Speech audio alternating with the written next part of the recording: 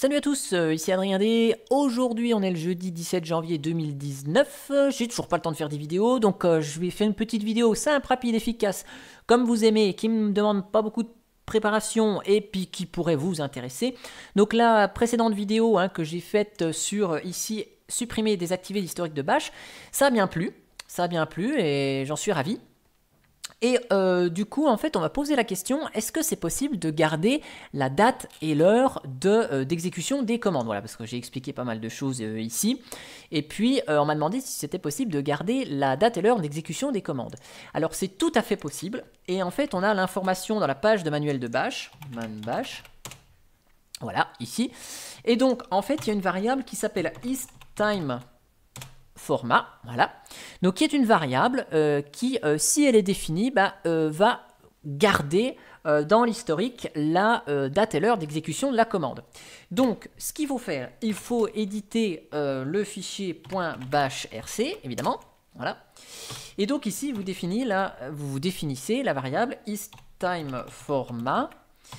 Et ensuite, ici, dans le contenu de cette variable, il faut mettre les caractères que vous souhaitez donc au format date standard. Donc si vous ne savez pas quelle balise utiliser, tout est dans la page de manuel de date, voilà, ici, et donc vous avez les formats différents, voilà. Donc ici on a %A, ça va écrire sun pour Sunday par exemple pour le dimanche. Grand A, Sunday. Donc ici on a toutes les variables ici qui sont définis dans la page de manuel de date, donc ça, on se casse pas la tête, On va les prendre ici, pas besoin de les inventer.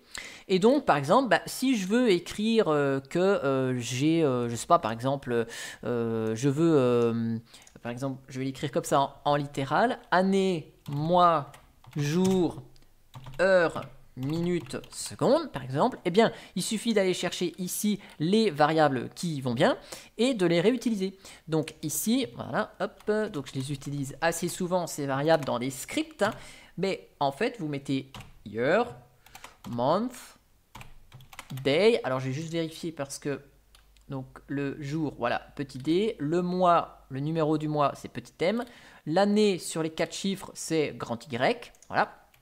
Et puis après, pareil pour les heures, minutes, secondes, donc %H, donc ici ça doit être un grand H par contre, je vais vérifier. Voilà, c'est grand H, 2 points % grand M, 2 points % petit s. Donc grand M ici c'est les minutes de 0 à 59, et petit s ici ce sont les secondes, donc c'est pas ça, c'est le grand S. Voilà, hop. Voilà. Et puis on ajoute un espace quand même pour mettre un espace entre la date et la commande. Et si vous voulez mettre des caractères qui vous intéressent, voilà, vous pouvez mettre ce genre de truc pour afficher entre balises par exemple la date et l'heure. Vous enregistrez votre fichier, on quitte la console, on rouvre la console ici, et donc si je tape un history, vous allez voir ce qui va se passer. Donc ici j'ai ma date et mon heure. Par contre toutes les commandes qui sont saisies et pour laquelle la variable isTimeFormat n'a pas été définie, vous voyez qu'il met la dernière connue, quoi. Parce que là, forcément, il n'a pas stocké l'info. Donc maintenant, si je fais un ls/ echo coucou, voilà, hop, que je relance un history, et bien voilà, j'ai la date et l'heure qui est stockée directement en plus avec la commande. Donc en fait, ici, je vais quitter la console pour qu'il écrive dans le fichier bash history. Donc vous allez voir ici, dans le fichier bash history, hop, voilà. Donc si on va sur à la fin, voilà, ici, donc on voit que en fait mes commandes elles sont lancées là. Et en fait, pour que Bash puisse nous sortir la date et l'heure d'exécution des commandes, eh bien ici, il stocke juste avant la commande exécutée, avec un commentaire devant, dièse, le nombre de secondes depuis le 1er janvier 1970, le fameux timestamp Unix. Et donc après, quand on va réexécuter des commandes, par exemple la commande history, et bien ici, voilà, il va nous dire bah voilà, que la commande exit, je l'ai tapé, et il va lire juste son timestamp juste avant, et il nous le affiche sous format date. Voilà, donc ici, on l'a sous ce format-là. Voilà.